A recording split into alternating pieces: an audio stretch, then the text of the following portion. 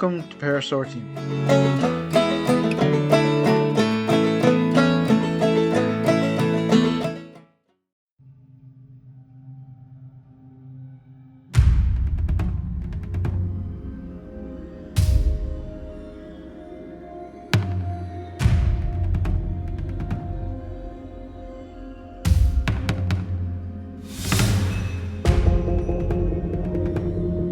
Well, hey, thank you for having me on. Happy to be here. I'm Vincent Treewell, and I wrote Cosmic Collision.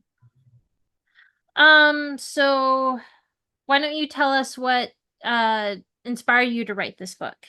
Okay. Well, if you don't mind, before I do that, may I tell you a long not that long, self-serving story of dealing with publishing? Yes, Yes. please. All right. I wrote this in finished it in early 2021, and I submitted it to a high-end publishing house that only takes unsolicited submissions for a 2 week window every year. And they said, we look over every work very carefully. It may take us a year to get back to you. Go ahead, that's fine. Now, this novel, and I'll get to why that is only 141 pages. Okay. This is an easy read. You can sit down and read this in a week, without maximum effort. Okay. If you have nothing else to do, you could probably do it in a day. Okay. Um, a year later, they have not reached a decision. But that makes me feel good because I'm like, so they're at least, I haven't gotten a rejection letter. Sounds good. They said, we need a couple more months to decide. So I'm like, okay, I'm getting this. Absolutely. They're probably just going to tell me what changes they want. And I'm not a perfectionist. Fine, I'll make your changes. I want this out there. You know, this is my second novel. I didn't want to self publish it. I wanted it published by a real publishing house. 2 months later, I just get a hard no. No, no, thanks. It took 14 months for you to tell me no. You could have told me that in 2 weeks, and you could read this in 2 weeks with no difficulty whatsoever. Yeah. So after that, I self-published it, and it's on Amazon, and that's where you can find it. But it was a lot of bait and switch to me, and I left a kind of a bad taste in my mouth, you might say. As far as the inspiration, the inspiration is kind of threefold. Um, Years ago, and I'll give kind of the basic idea of this is a messiah-like figure arrives in modern day America, and things ensue from there. But that's the core idea. A messiah-like figure, a prophetic figure, arrives in modern day America. And years ago, my wife had to write a paper on what if something like that happened? What if, like, a biblical prophet appeared in today's world? And that always stuck in my head as a pretty fascinating concept. Then there was a mini series on TV, I'm going to say about a decade ago, thereabouts, called The Messiah. And it basically did, what if Jesus came back today? But, like, I mean, not came back suddenly, but was born today. Um, and they went with the trope of literally Jesus of Nazareth. Okay, that it's a guy who's born in Palestine, and it was a really good miniseries. I don't. It didn't end with a good conclusion. It ended with kind of a cliffhanger, and then, as far as I know, they never renewed it. So it never ended up being answered. So it's just kind of hanging out there. But I watched every episode. I loved it. So that was sticking in my mind, kind of floating around. And then there was an article in either Salon or Slate, and I looked for it. I could not find it. Talking about, we have a ton of science fiction and fantasy stuff that's dystopian. We have The Handmaid's Tale, we have 1984, we have all kinds of stuff like that. We have almost nothing that's utopian that presents a better future. And the point of the essay was we should write some, because how can you build a better future if you can't even imagine one? If you can't even create a fictional better future, how do you create one in real life? And that stuck in my mind, and that's kind of spurred me to start writing it. And that's how it came to be.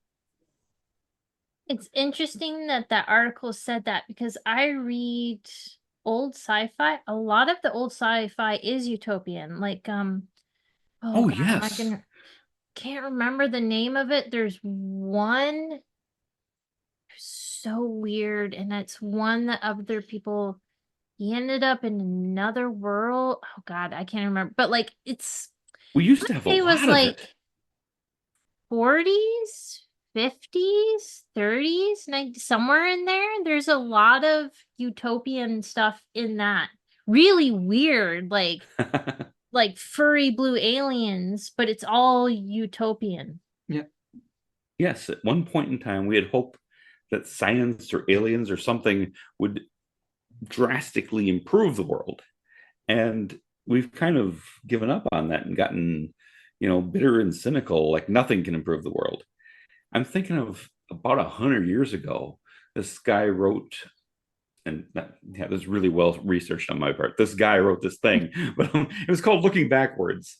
And it's written from roughly our time. And it envisions he's now living in this more or less socialist, but like utopian future. And he looks back on how backward we were in like 1920 or thereabouts, which I'm sure we really were, but it looks forward to a much better future. And we used to do stuff like that all the time, and that's kind of disappeared. And so I wanted to do something like that. And this is both dystopian and utopian, Mhm. and it's also a crime drama. So throw some of that in there. I just want to keep it interesting. Well, the book, it's definitely a college book because like if you just read it, you're like, this is interesting. It's like time cop. But if you know a lot about like philosophy and sociology, um, like the beginning comes up. I tried to look up the simple terms, but this is where I wish Nathan was here because he would know it's this philosophical idea. But there's philos philosophers argue about different free will. Like some we have free will and we can't change it. We have free will and we can change it. We don't have free will. So whatever that theory is called, there's a little bit of that. Oh yes, Um, I'm glad you Nos mentioned Time Cop. I hadn't thought of Time Cop. I was afraid I rewrote the Terminator. no, definitely Mhm. Time But Cop. Time I Cop is love very, that movie. very Wait, big is it vibes is Time on Cop. Tubi now? Yeah.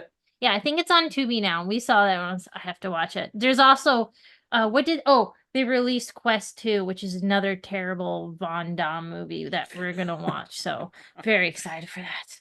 Um, but and in the sociology, I think this is a philosophical question, but the two factions, there's the one source and we alone, and it's one is religious, one is hyper rationalism. And I think the book really goes to show how each side can be toxic, how it doesn't matter if you're hard science or you're hard religion, both can be harmful. You nailed that perfectly. That was exactly what it's about. And people that like, I'm blanking on his name right now. He's no longer alive. But the whole new atheist movement, they were so doctrinaire that they became their own religion. They became the mirror image of the thing they opposed. And that fascinated me. That you're saying we know that you don't have a soul. It's one thing to not follow a particular religion. It's one thing not to believe there's a supreme being, especially in the oversimplified way that the major religions do. It's another to say, I know for a fact that you don't have a soul. You don't know that. You can't possibly know that. You have no scientific basis for that. You can say, we don't have evidence that you have a soul. We don't have evidence that there's a supreme being or a group of beings. We don't have evidence for that. But you can't say that we know for sure that that doesn't exist. You don't know that. You haven't proven that by your own standards. And yet, that's what I was seeing a lot of. Hitchens is who I'm thinking of. Um, was just, at that. And it's like, you realize you sound just like the fanatics of each of the different religions. You sound the same, and you guys essentially are the same. And I escalated that into being a multi-planet world war. So yeah, I saw it going that way 300 years in the future. Yeah. You know, I mean, it kind of makes sense because if you look like the religious fanatics today and you look at the UN is a very good thing, but they are a little bit hyper rational. Yeah. Like it's very subtle right now, but you can see that distinction. Like, luckily it's there's still good mediators in the UN that can go and deal with fanatical um people, but you can kind of see it. Yeah. I can see that. Yes, there's yeah. You get, and I understand kind of their motivation.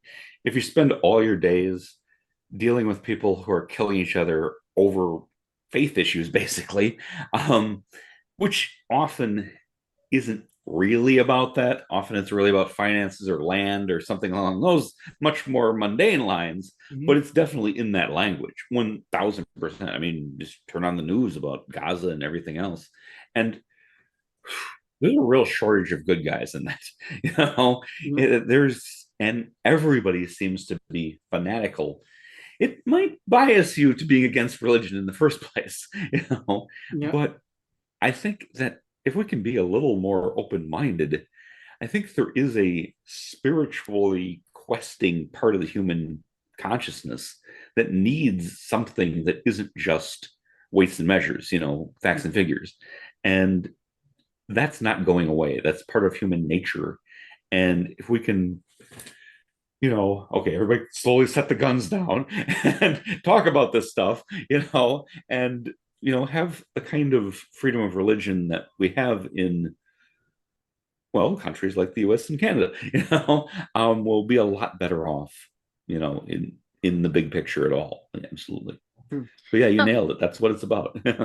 Sort of related to that, but not the book. One of the things I see with the problem with hyper rationalism is it's actually set us back in science. Yeah. Like, because Oh, yes. especially with the brain, because it's like, well, what can we measure in the brain? And so because the brain is like, as someone with ADHD, the brain is really strange. I was literally just listening to a neuroscientist who was explaining how we made advances in neuroscience in World War I or II. I always get them mixed up.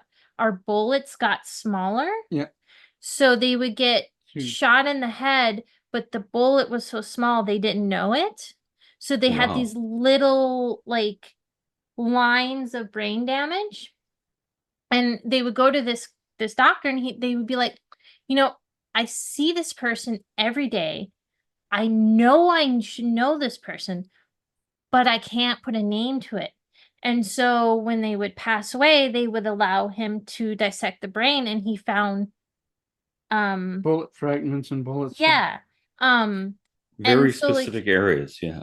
Yep. yeah, and so like now today, psychologists and neuroscientists work together to study the brain, and everything's changing. Our brains are completely different. Each brain has a different fingerprint.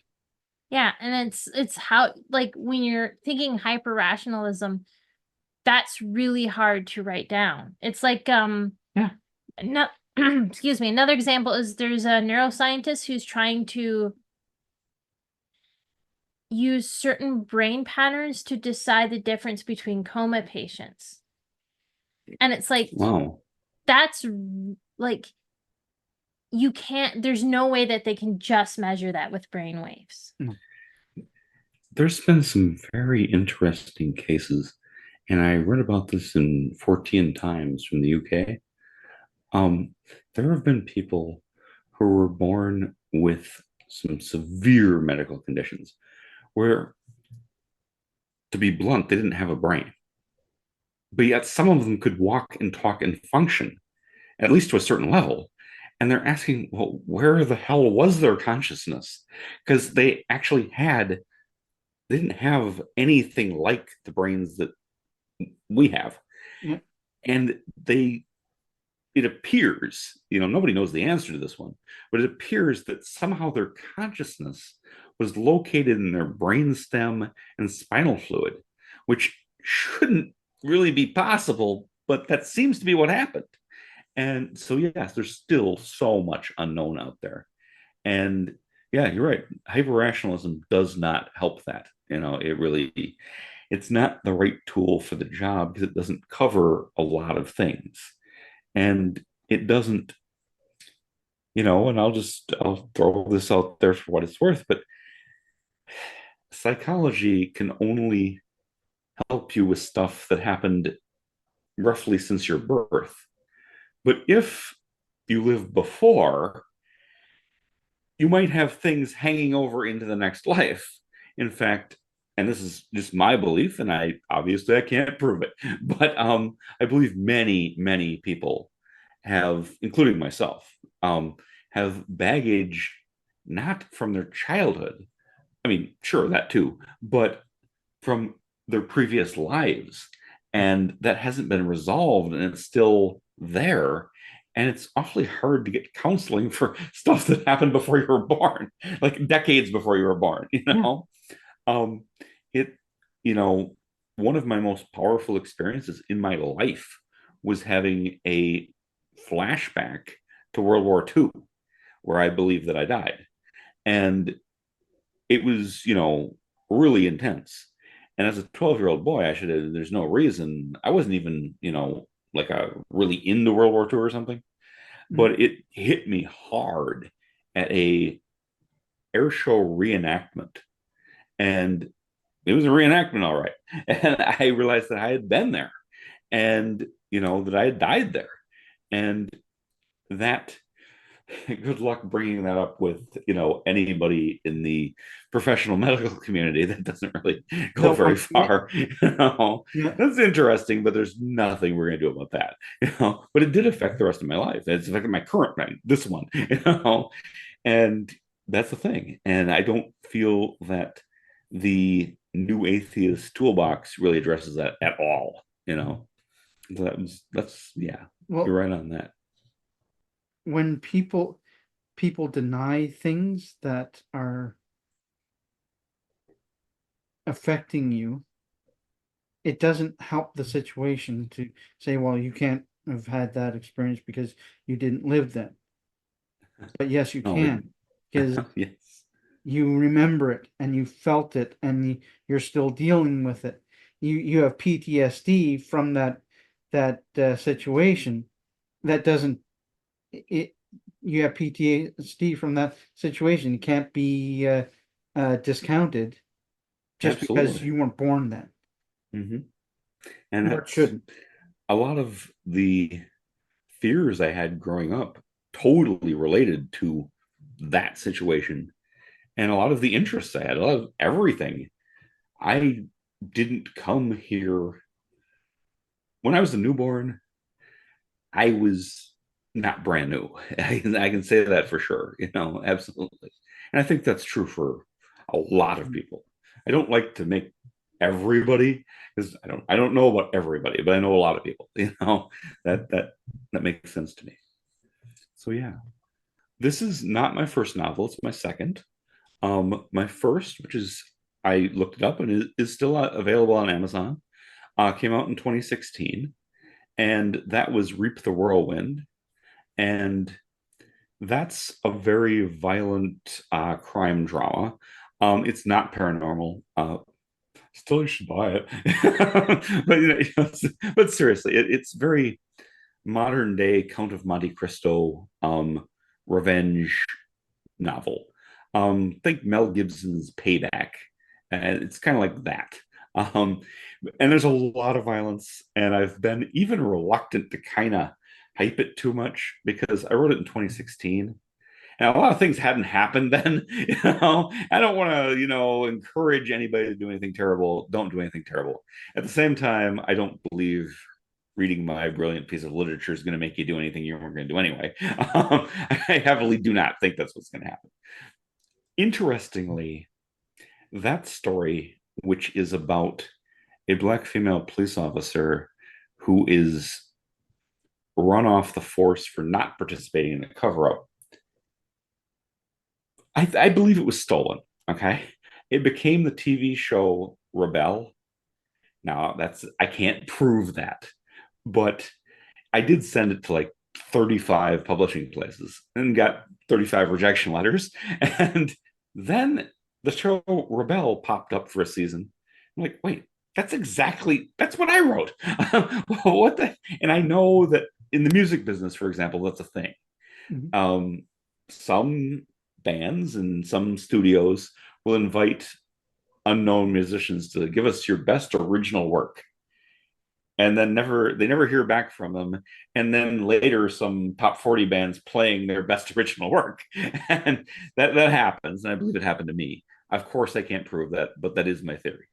But this like I said, came out, well, I self-published it in 2022 after getting the entire runaround from the big publishing company. um it's not for everybody. I'll just start out it. That's fine. It's very, and when I say this, I don't mean the racist part. Okay. But I always wanted to write like H.P. Lovecraft. H.P. Lovecraft, one of my favorite writers. Um, Again, excise all the stuff he said that was absolutely over the top racism. But I would say the one thing I can say about him and that subject is that the real scandal with H.P. Lovecraft is that that didn't get a lot of people irate when he wrote it. Okay, like 100 years ago, that was honestly the average white American's attitude. So he was not, I'm not. What a lot of things he said are not acceptable today. They never should have been acceptable. And I'm not going to talk about the name of the cat in The Rats in the Walls. We're just going to leave that go. Okay. Yeah. If you read Lovecraft, you know exactly what I'm talking about. Yeah. But that didn't cause any stir at the time. He didn't get published sometimes for other reasons, but it wasn't, his racism was totally acceptable at that time. And he died before World War II. And that, what it is. But what I love about his writing style was he just goes for the meat. There's no filler. There is zero filler in H.P. Lovecraft. Often his main character doesn't have a name. Like, he doesn't do character development. He does plot. He does plot hard. And he wants to get to the part where the thing happens. And he just, the details don't even matter. Sometimes he names a location, but he names it like once, and we just move on. And again, sometimes the protagonist doesn't even have a name because he's just straight into the story. And I like that. And I write like that. So that's why it's 141 pages and not 400. Everybody isn't going to like that. If I took this to a literature professor, they'd probably just tell me to get out of their office. It doesn't have a lot of the things you're supposed to have. I do exposition just by telling people stuff instead of, you're always supposed to show, not tell. Sometimes I just tell because I just want to get that out of the way and let's go. And so that's the way that I write. It's kind of outsider art, you might say, but some people really like it. So it's, I've gotten positive feedback and I've gotten polite silence. So it's, that's what it is. But I think a lot of people would like it. I did self-publish. I was basically, for reasons not pertaining to literature, I was under kind of a timeline, and I had to get things done. And so it's very bare bones. There's no introduction. There's no forward. There's not even a page. There's not a dedication page. There's not, where I thank people, even though there's a lot of people I'd like to thank. But I have plans probably early next year, like around the beginning of next year, to put out a new edition that's a little more professional. And that would be, for example, broken into chapters. This is just 141 pages of go. I could have broken into the chapters, but there were pressures to get this out there, and so I did. But that's what it is. It's, so make of it what you will. But if you read it and don't like it, you've only read 141 pages. You haven't put half your life into this. This isn't The Stand, okay? You haven't wasted weeks reading it. No, it should be a pretty quick read. I also kind of based the way that I write on, I don't know if you guys are at all familiar with Ayn Rand. Yeah. I mean, you probably know who she is. Yeah. I don't know if you've ever read any of her work. Um, Sure. I've heard of I, her, but I haven't. she she ends up being very popular with libertarian conservatives these days, which I am definitely not. But in high school, I read all of her stuff. I was an Ayn Rand head, and I read everything she wrote. Later, I realized she was a much better writer than she was an economist or a political scientist or a historian or anybody who should listen to about serious matters. But she wrote a book called Anthem, which was about as long as this. Yeah. And that was super impactful. You got everything she wanted to say in a very direct, like compact form. And I always like that in Lovecraft and Stephen King's short stories. I really don't read his novels because, you know, they're all 600, 800 pages. And I don't care about every character's entire life story. I don't care about that. I want to hear about the thing that you're talking about. Yep. I love his short stories. I've read like all of his short story collections. And I write kind of like that. So that kind of describes what you're getting. Um, but please, yeah, we can start wherever you wish.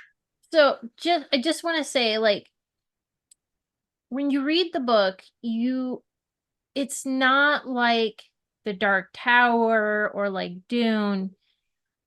This is a thinking book. So like when you're going into the book, like I said, it's very subtle. It brings up philosophy, it brings up sociology. Like, I mean, if you were to do a scene in the detective's house and show like, like hints that his wife left him or hints that he doesn't eat healthy, it wouldn't change the philosophical discussion of the book. And so there's a lot of details you don't need in the book, so it makes sense that it's trimmed down. You're bringing up thought-provoking questions without extra detail, and that is a writing style. Yeah. It's just everyone loves Hunger Games and all these books, and then That stems from J.R.R. Tolkien. The hyper fixation on detail, every Yes. detail of the person, the minutia of the person's life, including their internal monologue, has to be there in the book. See, with your book, it's an easy read, but it's not easy on the brain. Oh no, I tried to bring up some very interesting things about time, about free will, um, about reactions to unexpected bursts of truth, how institutions react to stuff like that. Mm-hmm. It has some pretty deep things that I wanted to talk about. And so I just kind of went to that and talked about them and, still tried to put a interesting and, page turning narrative around that. But yeah, we get to the meat pretty quick. Yeah. And what can be changed? What can't be changed? What if time travel is real? Because, and I don't think I'm giving anything away here that's going to spoil anything. I do believe that time travel is real. I don't believe we have it now, but remember, if we don't discover it for another 100 years or another 1,000 years, another 10,000 years, once if you have time, if it's ever discovered, the real kind of the time travel that I'm talking about, the literal going back and forth in the future, I'm sorry, into the past, then it's always here. If they discover it 10,000 years from now, they can come back to here very easily, And so if it's ever discovered, it's always there.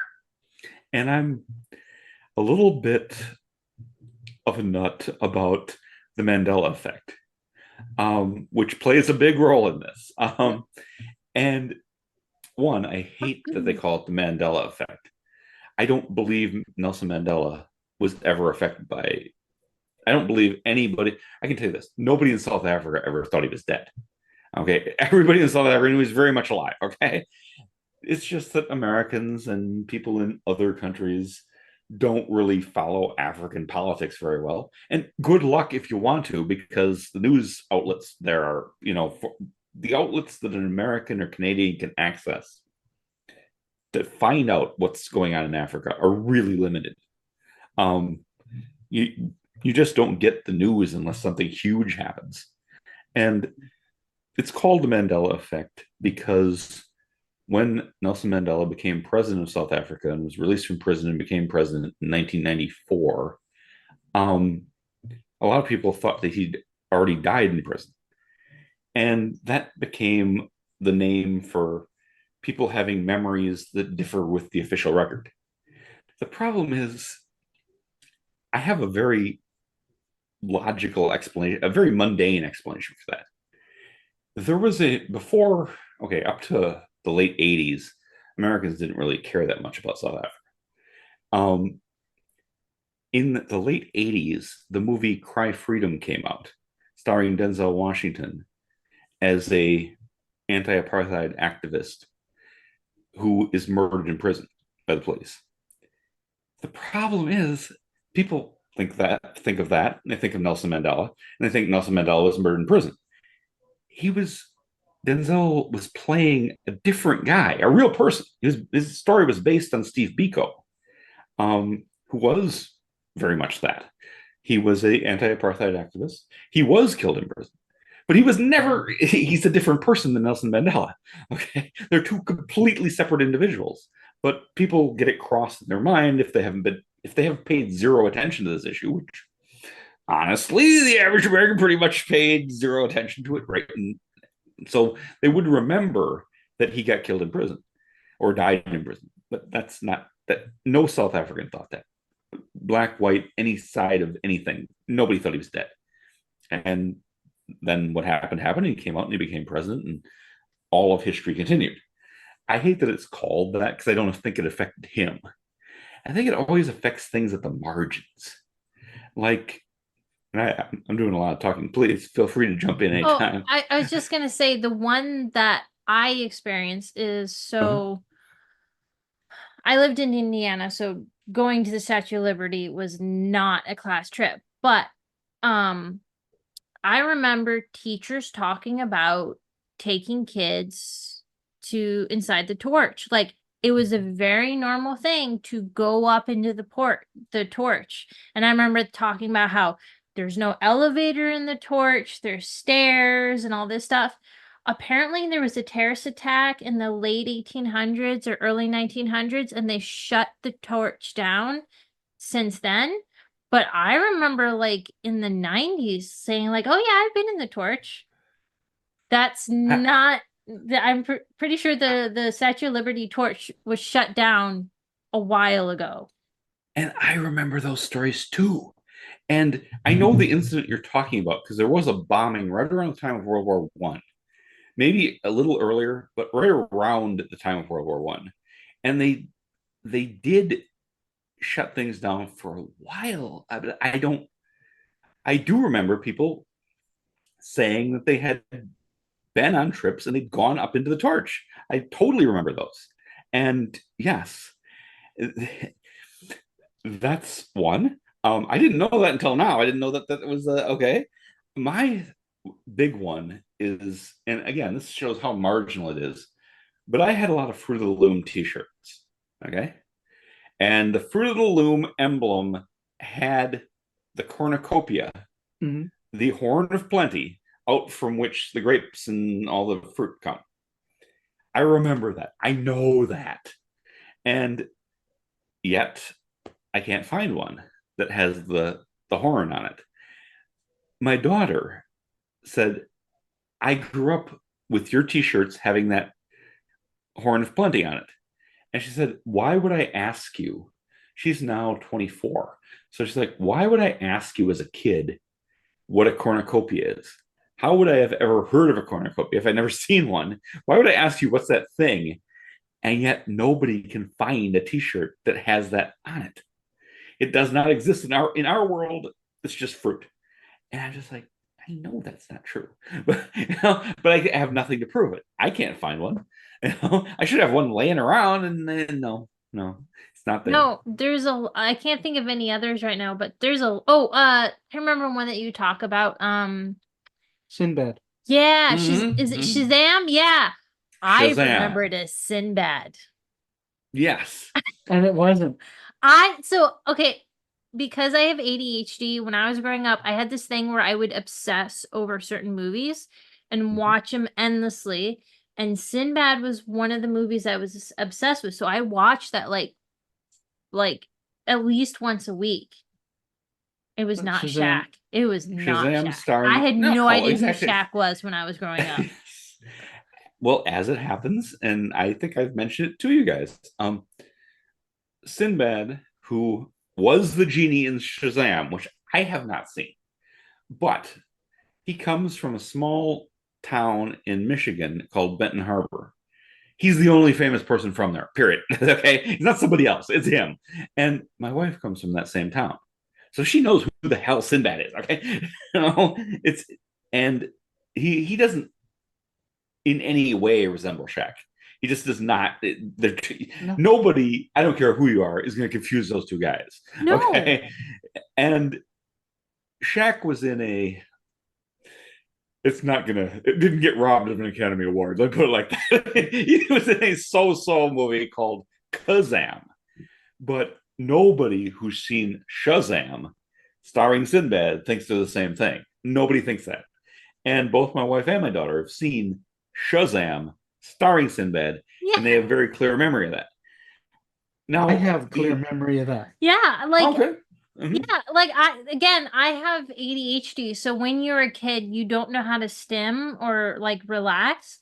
So one of the things you do is you attach to things that are comfort. So you like my dad hates Lady and the Tramp because I made him watch it almost every day.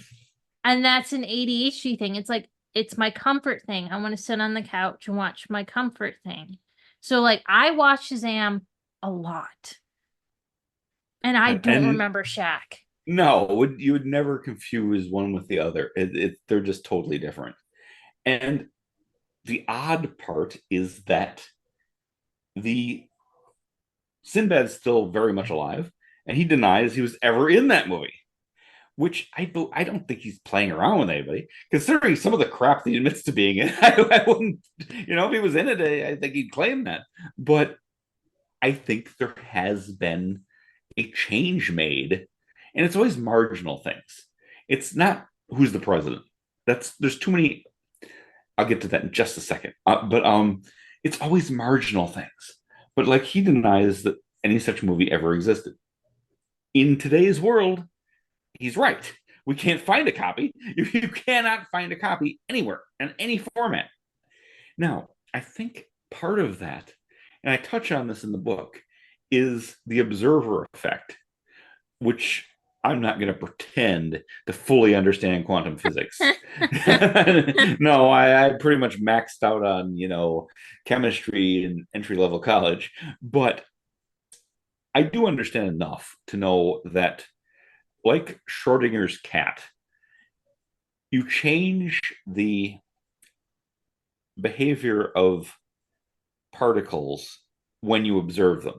The classic example is that is light a beam or is it a series of particles? And it changes depending on somebody observing it. The president can't change because everybody's observing them all the time. That's why I don't believe Nelson Mandela was affected, because millions of people were observing it. They're seeing what's Mandela doing today. It's always the marginal stuff that people really don't pay attention to, and then you look back and it's changed, and that there's a lot of that. And I think, like, I did a very unscientific poll on Reddit, listing a list of U.S. presidents from JFK to, at the time, I think it was Obama, and just ask, does anybody remember a different stream of presidents? Nobody even trolled me. It didn't even. Everybody remembered the exact same presidents. because the president's always on TV. They're always doing something, there's too many observers. You can't change that. Like, not even one person called in, wrote, responded to say, no, I remember when Hillary Clinton was elected, and I woke up the next day and it was Trump. Nobody said that. Nobody said anything like that. I remember Jimmy Carter got reelected and I woke up as Reagan. No, that didn't happen. Too many observers. It's always the little things. How something's spelled. I digress, but I just got to give you this one. The one that really just kicks me hard that I can't explain other than time travel is the word dilemma. DILEMMA is how it's spelled in the world we live in right now.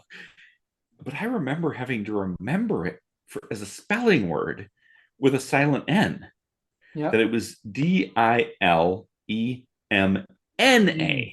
It's And not. Sorry. Yes, exactly. You see what I'm saying? Yeah. I mean, that's how I've been spelling it. Really? Because I was not. I learned of it when I was writing something, and my spell check kept correcting the way I spelled it my entire life. And I Googled it, and no, it's EMMA. And you can't, it's not a recent change, nor is it British English versus American English. It's not. It's none of those. It's apparent in our world, it's apparently always been that way. MMA. The thing is, and there's a whole website about this, millions of people remember it being the silent N. And most of us remember we had to learn it in school. Yeah. We had to memorize that as a spelling word because it's not naturally how you'd spell it. But you can't find one textbook. You can't find a dictionary. You can't find anything from any year that shows it with the silent N. I mentioned that to my doctor, and it freaked her out so hard we had to talk about something else. Okay, she's a person of science, and that shouldn't be that way because she remembered it as a spelling word too. Okay, yeah, that happens, and like millions of people remember. We had to memorize the silent N in school. Yeah. Why would we memorize something that never happened? Yeah. You tell me. I blame time travelers. Yes, I do. And it goes to talk about like if I can't remember what the proper name is, but traveling free run black holes or we have a black hole if something causes that to send out. If space-time naturally on its own alters, does our brains get affected? Because we are a box, right? Like you're different from me. So if space-time alters just a little bit, do we alter with it, or did we already have the experience so we can't change? Well, good question. Speaking about your book, yes, the one part that I really remember because I read it like 3 times before I could get into the rest of it was in the beginning when Buddy disappears, when Thor disappears, and then he reappears, and they're all going. Everyone outside of the bubble that existed around him didn't know about him disappearing at all. Well, 1 second he was there, the next he was gone. But when he appears, it's like no time passed. Yeah. To him, nothing had happened. Yes. But to the cops that were directly involved with him, he had disappeared and they were freaked out by it. They were hunting him down because he escaped. Not only him, though, somehow, but the evidence that everything that he had on him went. And okay, when you have the science down enough that any scientist reading that book would be, I get that, I understand that, because that's what would actually happen, or at least close enough. Close enough. I mean, what does happen here? It's like, what is that movie that was really good? Oh, people have things in their brain stems, so when they die, they get new bodies. Oh, it's a new Are you TV talking about show. Get Out? Altered carbon. Altered Carbon. Have you seen that one? Oh, okay. No, I can't say I have. Okay, it's really, really good.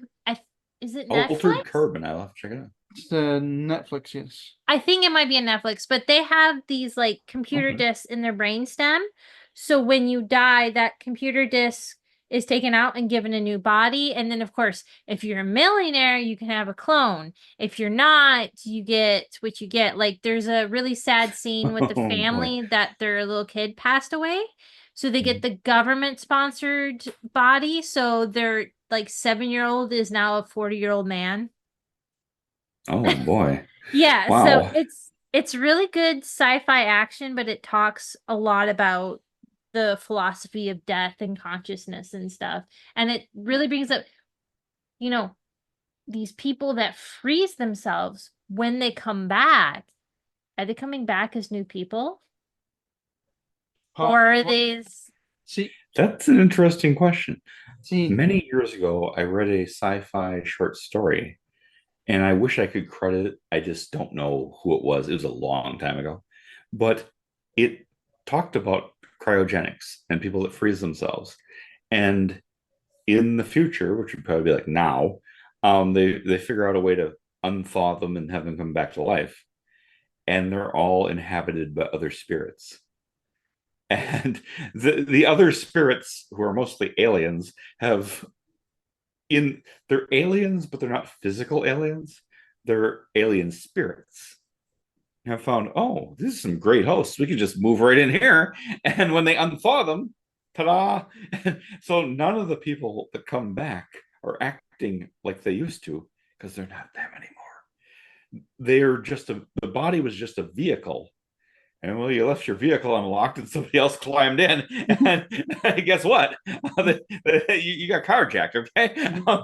They're all alien spirits. It was pretty fascinating. I like that. hijacker syndrome. Yeah, Yes. well, Yeah. that one's a little different. That Yeah. one's you're getting into psychological or ghost or Oh, okay. How I see the world is energy. Everything's energy. Our soul is an energy that I don't know, it's the information on it is accurate, but the scientists that did it, there's some skepticism among the community that they want to test that again. But when a person dies, about 7 days later, the body loses 7 to 13 grams of weight, and they they've measured this accurately in a lab, and the loss of weight isn't from evaporation, it isn't from juices escaping the body, because they're in an environment where their body doesn't degrade that quickly. And you should technically get heavier because you of should rigor get mortis. you should get kind of heavier as your body begins to 'Cause bloat when and I'm familiar with the study you're referring to, and it was made into a movie starring Will Smith called 21 Grams. yeah. So yes, Oh, it's 21 grams is the amount, Yeah. or at least the average amount, I guess. Yeah. Yeah, and it is a fascinating phenomenon. I don't know what to add to that, but yeah, I know what you're talking about. They did find that. It was a while ago, but Yeah. it for obvious reasons we've been discussing, mainstream science hasn't jumped all over following up on that. Yeah.